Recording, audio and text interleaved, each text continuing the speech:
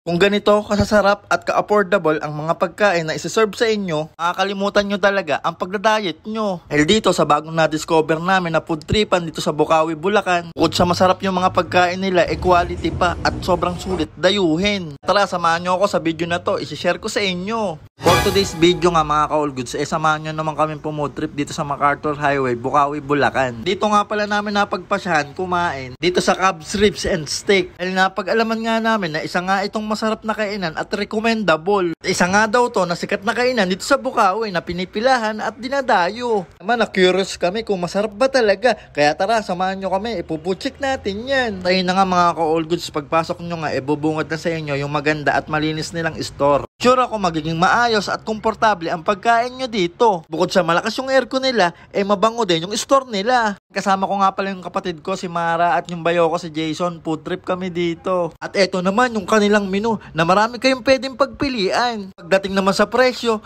pwede na. Hindi naman ganong kamahalan. Hindi na masama para sa ganitong nagsasarapang ihahain sa'yo. Kung ice cream lover ka, no problem. Meron sila dito. O yun na nga mga ka-all goods, sineserve na nga yung mga in-order namin. Grabe, naaamoy ko pa lang yung mga pagkain, natatakam na ako. Naman kasing hindi, tingnan nyo naman, itsura pa lang, mukhang panalo ka na. At eto daw yung mga bestseller nila, kaya eto yung in-order namin. Yon mga ka-all goods, eto na yung best part na gusto ko sa video na to, antikiman time. Bali, eto yung napili ko, yung steak nila. 260 pesos nga daw to, at kahit di ko pa siya natitikman, sa laki neto, sobrang sulit na neto.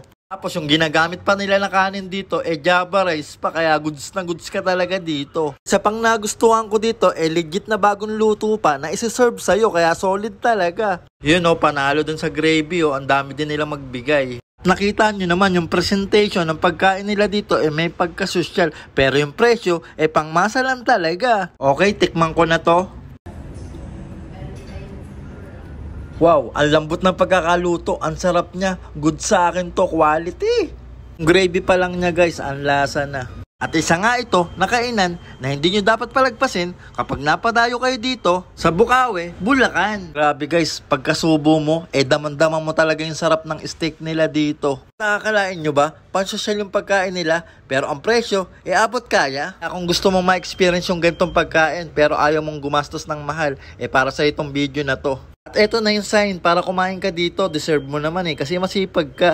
Isama mo na ang tropa, katrabaho mo at buong pamilya. Kado ako hindi ka mapapahiya dito, bukod sa masarap, sobrang quality pa yung mga sineserve nilang pagkain dito. Ano ba yun? Masarap ba? Sarap, all goods. Yun. Ikaw Mara, masarap? Masarap, all goods. Ayan, kapatid ko tsaka bayo ko guys.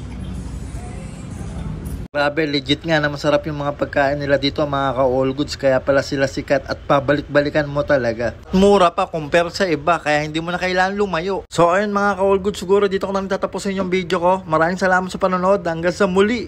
Aki kabuhat, peace out, all goods, see you sa next vlog.